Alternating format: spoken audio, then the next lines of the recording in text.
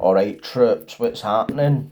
Sorry I've been a bit inactive, but I've just hit a bit of a lazy one cause of like the shit going on with my shoulder and that. It's getting better. I'm getting a good night's sleep now, whereas before I wasn't. Tossing and turning all night, but the pain's kinda died down, but I've still got the tingling and pins and needles kinda feeling. It's coming and going, but so hopefully it'll fucking get to fuck, cause I need a class, man, honestly. Been off my classes for about 4 weeks now or something. Fucking shite. Know what I mean? But I'm thinking about just brassing it tomorrow or something, Friday. Cause the longer you're away from these places, the more you're just like, know what I mean? But no losing the zest for it, just, it's harder to get back into it physically. Do you know what I mean? Cause I'm not really getting a lot of exercise, you know what I mean? Fucking, but I've not really been up to much else apart from just try to get ready for Christmas and just doing other things. But I've got a confirmation that I'm going to be doing a presentation at the Knife Angel event in Perth. I think it's there's got to be a lot of people at it. Obviously I'm pretty no nervous in a bad way, just like this is all happening now. Like good stuff. So I'm really looking forward to it. If any's don't know what the Knife Angel is, it was I'd never heard it until Big Kev told me about it, and I had to Google it. Know what I mean? You'd think I'd know about this because obviously what it stands for. It's a statue. It's made out of like 100,000 knives that were used in crimes and held into the cops during amnesties, all that kind of stuff. They built an angel. Somebody says to me, it looks like Michael Myers, see the killer at Halloween. See, when I went back and looked at it, it actually does fucking look like him. But how ironic, you know what I mean? A fucking statue made out of knives that looks like Michael Myers, do you know what I mean? But obviously being somebody who has been on the receiving end and the giving end of knife crime, it's something that really is, I take it very seriously, knife crime, and for somebody that constantly carried weapons, it gives me the fucking fear, obviously, because of my dad now. And being a dad is something that I would say, as much as I hate the word rehabilitation, I would say it helped reform my behaviour, because anything I do is going to impact my son's life, and I'm his sole carer. Like, obviously his mum's just no there for him, but I know for a fact if I was to do it and stoop it, then I would be off the street. I wouldn't, excuse me, my feet wouldn't touch a fucking flare. And losing my son, right, because my son, first 8 years of his life I was in prison. So he spent the first 8 years of his life visiting prisons, and I don't want him to visit any more prisons, do you know what I mean? But at the same time, touch wood, if anything like that was ever to happen to him, like, as I always say, and I don't care who knows it, there's no telling what would happen, because being a parent makes you realise how precious life is, and like how you need to stop the cycle to make sure you don't pass it off to your own kids. So by cycle I mean gang fighting, carrying weapons, using weapons, getting weapons used on you, fucking underage drinking, underage sex, all this shite that goes along with this culture, right? It's my job to make sure that I don't transmit any of this to him, but it's also important to make sure that I ensure that he knows how to look after himself, grow up, be an adult, be a man, take care of himself, his family, for his one, all this kind of stuff. Stuff that I was never imbued with, do you know what I'm talking about? And it's quite weird how I've learned to be a parent through the mistakes that my parents made. So big responsibility, man. You'll not get a bigger responsibility than being a parent. Don't give a fuck what anybody says, mate. That's my raising Detra, being the best parent I could ever be. Do you know what I mean? And making sure that when I leave this earth, man, my son knows how to go through life. But so the knife angel, getting back to it, the reason that I wanted to come on and tell this story was because of the knife angel, because it's knife crime, and I say that because I was the victim. um, when I say victim, what I mean is, I believe that if you start with a victim, a knife crime, say, so I was stabbed before I had ever stabbed anybody, right? But when you start to pick up knives to use on other people, then you've lost the argument. You can't call yourself a victim anymore. You're part of the fray now. Do you know what I mean? You're part of the team. It was actually I was very lucky this time. Because the knife had just missed me right here. Like, and I can't, it wasn't a kitchen knife, it was like, I think it was like see, like a filleting knife or something. And it actually involves my brother that I was, if you seen the video when I'm got his blood oil me, when he attacked me with a dumbbell, was it last year? Was it this year? No, it was last year. Rangers and Servette game, that's how I remember it. But obviously we've always had a bit of a strained relationship, know what I mean? But like a love-hate relationship. We're just very different. But this was 2010, or was it? It was 2010, about July time, I think. July, August 2010, right? And the two started drinking, right? And he was, of all things, he was drinking a bottle of gin, right? And I've heard people say they don't drink gin because it makes them cry, makes them greet. And I don't even know where the fuck he got it. A bottle of Gordon's gin, right? Know what I mean? Like, fucking gin, know what I mean? It's like one of the ones, man, you're out in the sesh, man, and you're a wee guy and you open the cupboard and that's all that's left and you're still mad with it and you just stank it. You wouldn't go to a shop for a bottle of this shit, know what I mean? Like drinking aftershave or something. But anyway, I was texting this lassie, right, to go and meet up with her, and I was trying to shake my tail, if you get me, because he was just following me everywhere, man, and it was damn my nothing, because back then, he could still handle himself, and I was still wary of him, but I would still fight back with him, whereas when we were wee boys, I wouldn't even try and fight back with him, because I just thought he would give me a worse doing, not him, but uh, I was walking about, and just like try to bail for him, but he kept finding me and it was doing my nothing. So we ended up getting up to my brother's pal's house, right? And I kept saying, I need to go, and he's like, no, you're not going in, all that shit, right? The twos have started fighting, right? But see the hallway where we started fighting, it's very, very enclosed, right? So if you put your hands out either side, like you wouldn't even be able to straighten your fucking arms because the hallways aren't narrow. And obviously because he's kind of weighs less than me, I've just pinned him, got my chest onto his back and pinned him on the flare and wrapped my fucking arm right round his neck and just choked him unconscious because he was fucking, honestly, I can't tell you how scared he used to make me, right? Being honest. Um, and because what his pals stood and fucking watching it, I know.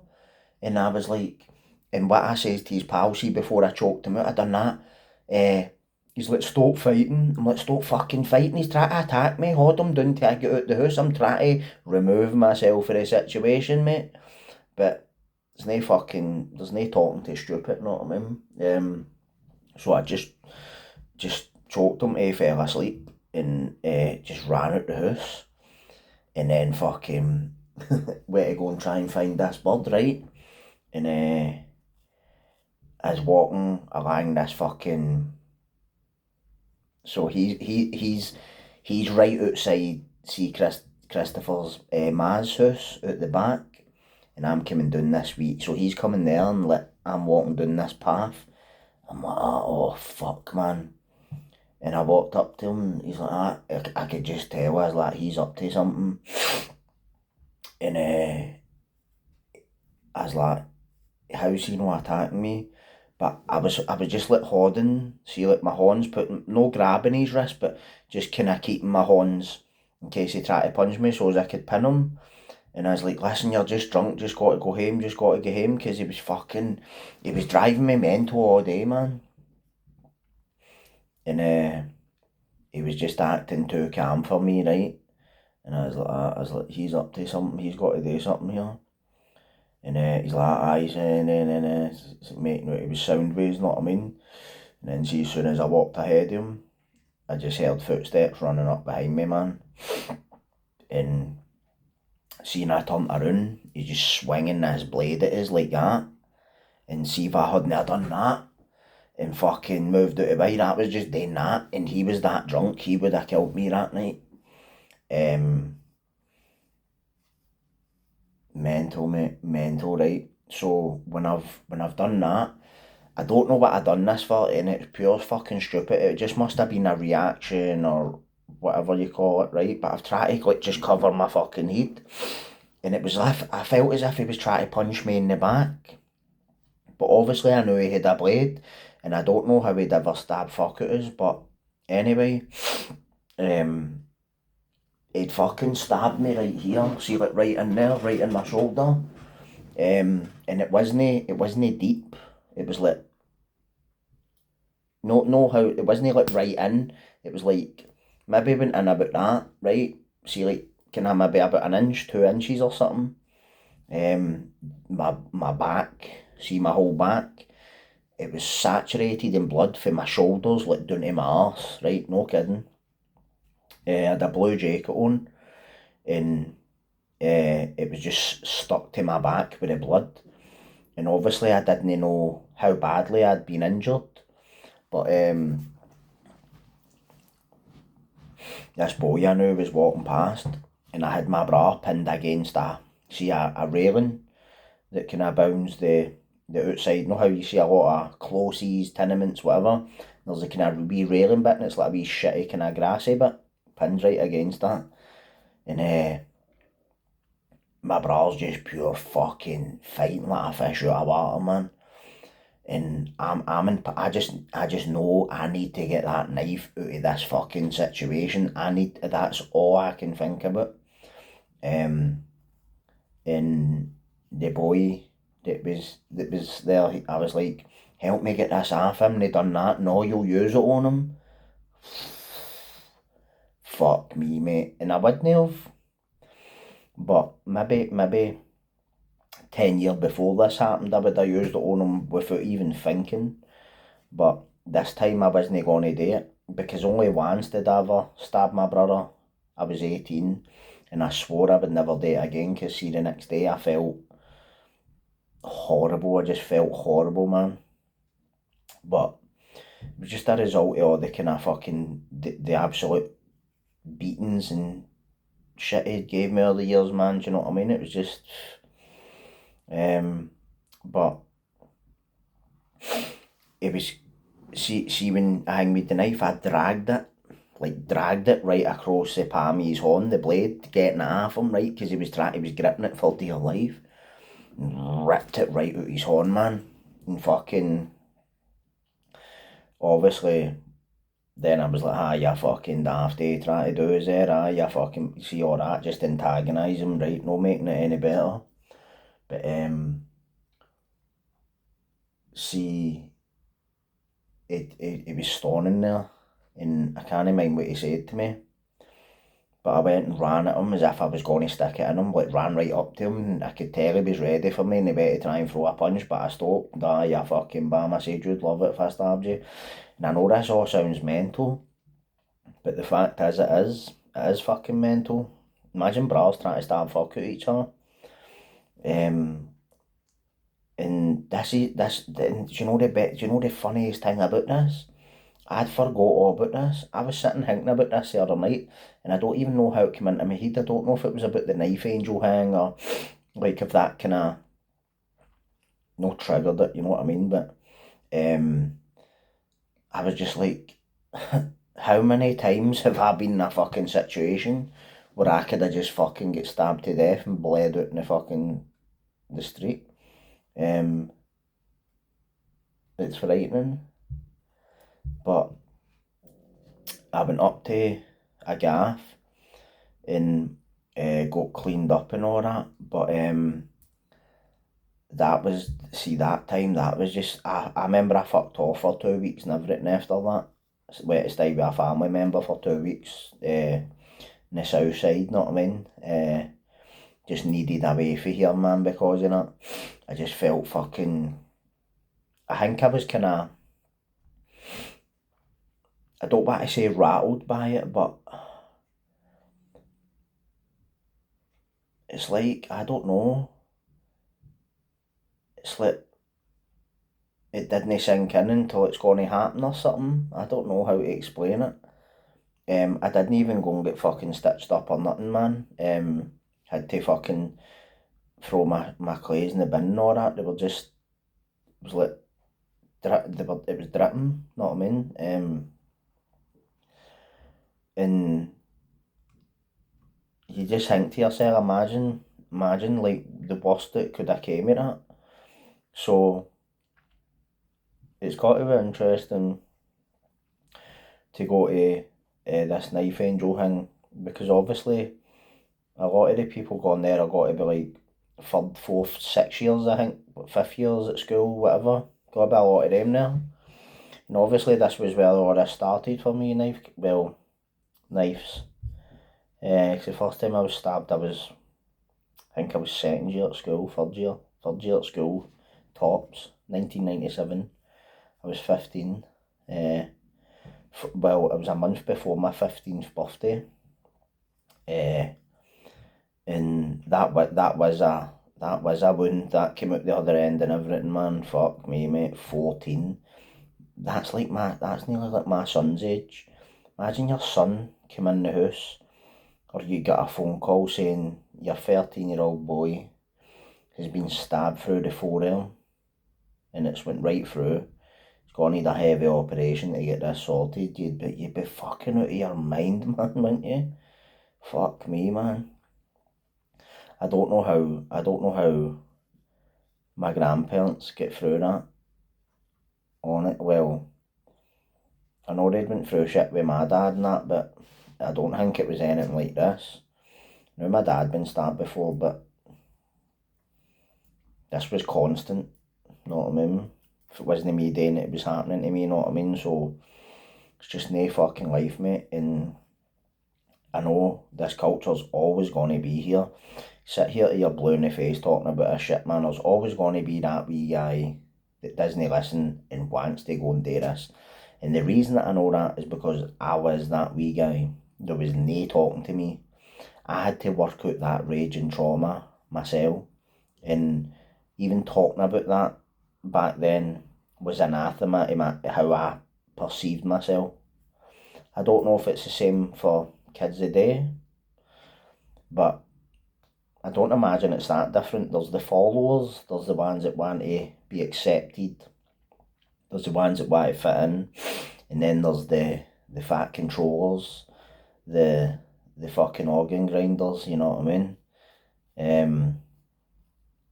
It's just no fucking good. And the thing is, all you've got to look forward to is prison, trauma, premature death, or if you're lucky, you'll end up like me and fucking be sitting going, what the fuck did I do all that for? You know what I mean? But thankfully sitting here now, you know what I mean? It's just fuck knows, mate. There must have been some sort of fucking big plan in this for me for the man upstairs or something, because I wasn't meant to walk away for any of that, I don't think. Or maybe I was, but as my gran always used to say to me, one day you're gonna, she used to always say about me and my brother, one will overdose and one will get murdered. And every time she said that, I used to get the fear. Especially with knowing people who had been murdered, do you know what I mean? Or people who had done murders and were away in life, and I'm like, fuck it. Know what I mean? But you just need to stop and fucking think, and I know that's hard when you're a teenager, man, especially if you think fucking somebody's got to shop you, know what I mean? But trust me, man, no good's ever going to come in it, you know what I mean? Take it for somebody that was doing it, know what I mean? And you've only got one life, it's not a rehearsal, you don't get to rewind it and go, oh, go back to the start, I wasn't ready, I didn't know. Fuck off, mate, it's happening, that's it, man. You need to take responsibility for your actions, know what I mean? And you're no different for me or Joe Blogs, know what I mean? Shite, mate. But I will leave yous there. I don't know if I said I'm going to be doing a part 2 with Ali again, right? It's got to be a bit different for the last one, bit of a different subject and that. So I hope yous will tune in when I upload it and all that. Quite interesting guy, so he is. Been through a lot of shit himself, know what I mean? But we've all got our shit, know what I mean? We just need to navigate it and get fucking through it, man. Just fucking, I don't know. Fuck it, know what I mean? But anyway, yous, cheers for fucking tuning in. And I will see yous next time I'm back on. So good night and take care. Catch yous.